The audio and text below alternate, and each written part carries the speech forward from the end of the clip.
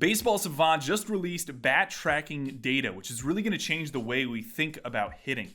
To me, this has been a huge missing piece of the puzzle in understanding how and why hitters succeed or fail. For pitchers, we have everything from release point to extension to observed and inferred axis of the ball to movement and a lot more. And for hitters, we basically have slash lines and exit velocity and launch angle. But we know there's a lot more about a hitter as to how they get to that contact point and create that launch angle and exit velocity. This is Savant's first rollout to start to understand some of those questions. It doesn't answer all of them, but what it does release I think is fascinating, and I'm here to walk you through it. Bat speed is the first topic here, and it's a pretty simple one. How hard, on average, are you swinging the bat? StatCast is measuring the speed of the bat 6 inches from the head of the bat, where the sweet spot is. And they're taking the top 90% of a player's hardest swings and finding the average of just those swings. The average bat speed in Major League Baseball is 71.2 miles per hour, with the hardest average bat speed belonging to Giancarlo Stanton, just below 81 miles per hour, and the lowest average bat speed belonging to Luis Arraez at just above 62 miles per hour.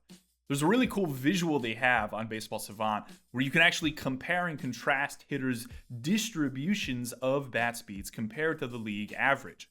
The average hitter and distribution is right here. Luis Arraez, for example, has the slowest average bat speed in baseball compared to a guy like O'Neal Cruz, who is up there as having some of the highest. You can contrast that bat speed distribution plot with a guy like Kyle Tucker, who lands right around average with some skew towards harder bat speeds and really doesn't seem to change his bat speed that much, evidenced by how steep the peak of his distribution of bat speeds is. Compare this to a guy like Francisco Lindor, who's another hitter with pretty average bat speed, but I would argue his distribution is a little wider than a guy like Kyle Tucker, implying that he's varying his bat speed slightly more. We can use this data to answer some questions too, like who are the hitters that toggle down their bat speed the most with 2 strikes? The average bat speed in Major League Baseball drops by 1 mile per hour in 2-strike counts. Each of these guys are swinging slower by about 3 miles per hour when they get to these 2-strike situations. A couple of interesting names here. I can't help but notice that there are 3 Tampa Bay Rays inside the top 6. I wonder if that's an organizational philosophy to really slow down with 2 strikes and make contact, or if it's just a byproduct of the hitters that they value. MJ Melendez decreases his bat speed the most in 2-strike counts. And also not surprising to see Nico Hoerner of the Cubs here because he's such a contact-oriented hitter who holds a really low strikeout rate. It would be impressive if he was creating that production with the same bat speed in all counts. We can also do this on a pitch type level. Who are the hitters that are swinging slower when they're facing sliders compared to four-seam fastballs? The theory here being perhaps that these guys don't see breaking balls that well, or versus breaking balls, they prefer to slow down their swing for contact reasons, or perhaps it's a mix of both alongside probably some random variance because we're not working with massive samples here. We have 8 guys that increase their bat speed 2 miles per hour against four-seam fastballs compared to sliders. Marcus Semien, Christian Walker, Paul Goldschmidt, Randy Arozarena, a lot of good hitters actually, which maybe tells you something about approach generally. But the inverse of this one is pretty interesting to me, and I'm not really sure what to make of it. Mookie Betts swings nearly 5 miles per hour harder on sliders than he does for four-seam fastballs. He's up there with another Dodger in Teoscar Hernandez. Now, this could be a small sample thing. I think a lot of this stuff could be influenced by count leverage too. I did get early access to this information via Baseball Savant to put together this video, and I'll admit, I'm still trying to digest some of the nuance in all this, so I'm kind of fascinated to see what other people think of some of this information and also what information they find. You can also flip this around and look at the bat speed that pitchers have seen against them. Near the top of this list, we have a pair of Mets pitchers. These guys are seeing the hardest swings against them on average. And towards the bottom of this list, we have a couple lefties in Chris Sale and Ryan Yarbrough, along with a few more surprising names, including Rafael Montero and Luke Weaver. Now, I think the problem with the pitching side of things with this data is that you really have to adjust for the quality of the opponent a hitter sees, especially for relievers. The Mets, for example, may just be seeing a lot of good hitters, and therefore the average bat speed they see is inflated, which doesn't really line up based on the teams they've faced so far, but this is at least a working theory. We can even zoom out on the team side of things and see the ranking of all 30 teams in terms of bat speed. The Braves are number 1 here, no surprise. It seems to me like swinging hard will lead to pretty good outcomes. Towards the bottom, we have the Blue Jays pretty low, which is surprising to me given some of the talent that they have, including Bo Bichette and Vlad Guerrero. The Marlins being last doesn't really surprise me at all. Their system in the minor leagues, too, continually have some of the highest swing and contact rates, yet lowest production. The Rays and Reds are down here as well. The Rays, to me, seem to be all in on pulling fly balls and optimizing batted ball direction, but it also probably matters that Brandon Lau and Josh Lowe were hurt for much of April. The correlation between bat speed and average exit velocity is just over 0.5, which is pretty strong. We're essentially saying that over 50% of the variance in resulting batted ball exit velocity can be explained by a player's bat speed. But it's perhaps more important to consider what can't be explained in that equation. A part of that being another piece of info that StatCast has rolled out called squared up percentage. The definition of this is how much exit velocity was obtained versus how much potential exit velocity there could have been, which is calculated by considering the player's bat speed and a lesser component of that equation being pitch speed. If I'm interpreting things here correctly, this is what I would just call sweet spot percentage. When you look at the sweet spot of a bat, I would theorize that we're maximizing exit velocity when the pitch is at a certain spot on this bat. Let's say as close to the sweet spot as possible. And the more you deviate from that sweet spot, the lower your resulting exit velocity would be on average because the ball is just coming off the bat less efficiently. A ball is considered squared up when it actualizes 80% of its potential exit velocity. The average squared up percentage based on a given swing is 25%. So a quarter of the time, an average hitter's swing will square up the ball.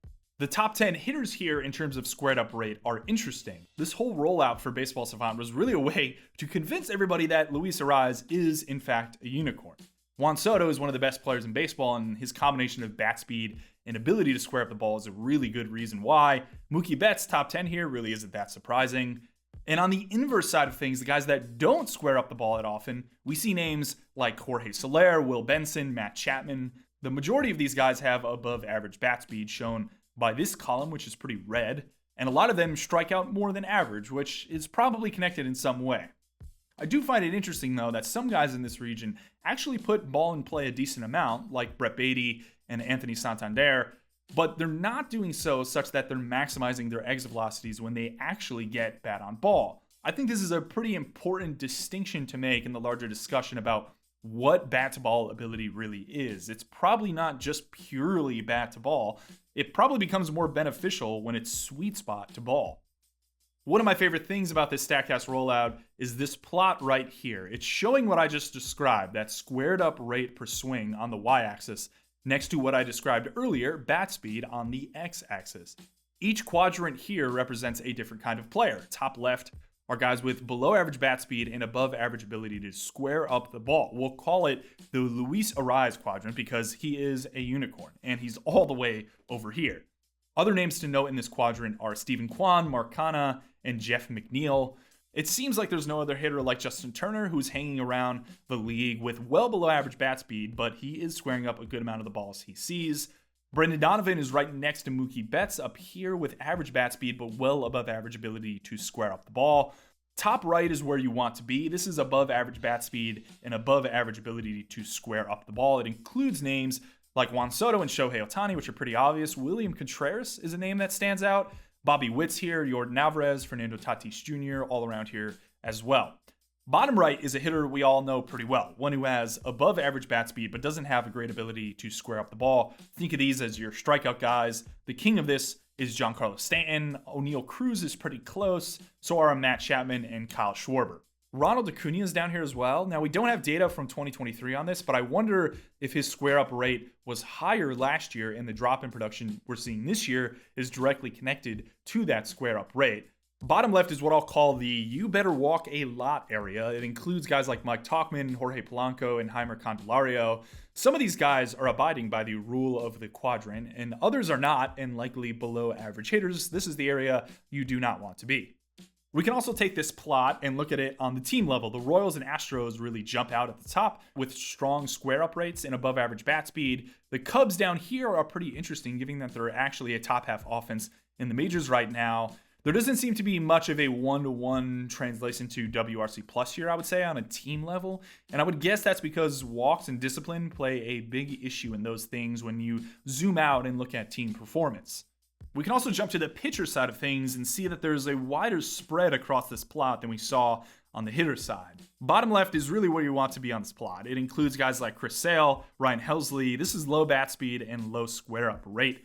This area also includes, again, Luke Weaver and Rafael Montero, which I'm going to guess is a byproduct of the hitters they're facing as relievers, but who knows? Again, I think a lot of the info on the pitching side needs to be controlled for hitter quality, but I still believe there's value in just pointing things out that are interesting. Justin Verlander, Ryan Yarbrough, Michael Wacha all have higher square-up rates, but don't really have high average bat speeds against them, so they move up to the top left quadrant here, which I would still consider good. Adrian Hauser has a case for being the worst pitcher in baseball. Top right is where you do not want to be. This is high bat speed and high square-up rate. Bottom right is a particularly interesting quadrant. This seems to be where a lot of big stuff guys live, like Randy Vasquez, Freddie Peralta, Edward Cabrera, Cutter Crawford. This is high bat speed but low square up rate, perhaps implying to some extent that maybe guys are fooled by the pitcher's stuff and therefore not able to square up the ball but are still swinging pretty hard. Now, I didn't go over everything in this release. The most interesting of those variables is probably swing length, where we can see a couple guys with long swings that don't seem to produce good bat speeds, like Nolan Arenado and Isaac Paredes. Paredes continues to be a very perplexing hitter all around, given literally all he does is pull fly balls. And on the inverse side of that, hitters with short swings who produced above average bat speeds like Corey Seager, Wyatt Langford, and Brian Hayes might be a good reason not to give up on the latter of those two. The next part of this StatCast rollout, which I believe is coming later this summer, will have to do more with the path of the hitter's swing, which might get more into the fingerprint, as I like to call it, of hitters in terms of how they're getting to their contact point. This was much more focused on, I'd say, the bat-to-ball interaction, getting a little more detailed on that. But I'm pretty fascinated to see the future rollout, which I'll probably do another video on, that goes maybe into things like attack angle, vertical bat angle, swing path, when guys are getting to certain attack angles in their swing. All pretty advanced stuff from a hitter optimization standpoint that I'm pretty confident teams are already doing internally. But I'm fascinated as the resident pitching guy to dig into how those things interact with particular pitch types and shapes. I think that's really another evolution of things, especially when you consider advanced scouting and how to prep for hitters.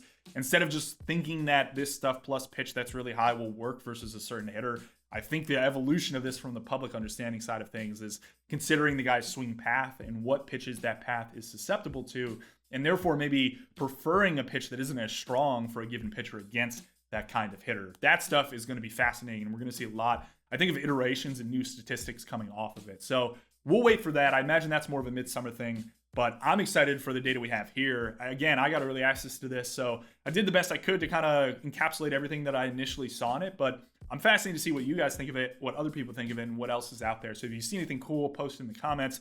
If you have any thoughts, post them in the comments as well. And as always, thank you for watching.